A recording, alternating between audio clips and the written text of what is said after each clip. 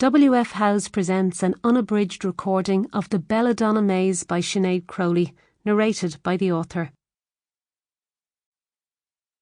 Dedication. Conor agus Seamus, le Grá Mór. Chapter 1, 1825. Le Sheeha, County Roscommon. Come and find me. There was a giggle and then a rustle of leaves as the small, sturdy figure disappeared around the corner of the hedge. Ciarán stared after her, the temptation to run tingling in his toes. But he had not come to the maze today to play.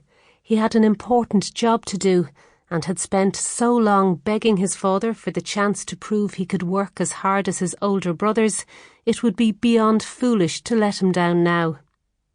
Dropping to his knees, he took out the small, sharp knife he had been given that morning and began to prune the brownest leaves at the bottom of the thick, strong branches.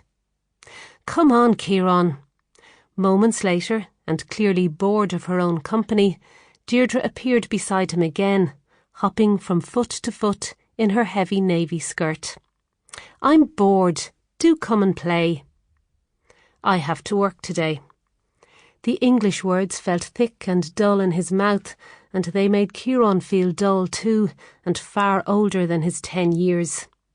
He looked down at his hands, already calloused and now itching from the mud that caked the palms and fingers, and felt once again the temptation to run and give chase. And then the decision was taken away from him as the smaller child bent down and grabbed the knife out of his hand, waving it gleefully before turning and sprinting down a long, leafy corridor. "You have to catch me now." And Ciarán O'Mahony was a little bit annoyed, but mostly delighted at the excuse to turn and run after her. His bare feet slipping on the mud, he rounded a corner and then jogged along a narrow passageway. The light was dimmer here, the air thicker somehow, and he slowed his steps, ears straining as he tried to figure out which way Deirdre had gone. He took a right turn and then a left, and then stopped dead, hemmed in by the leafy wall in front of him. Turning, he retraced his steps, but he was at a junction now, the corridors to either side of him equally silent and equally empty. He had been a fool, he realised, to think that catching up with her would be easy. Deirdre Fitzmahan might have been a full 2 years younger than him, and a girl, but the maze had been her playground.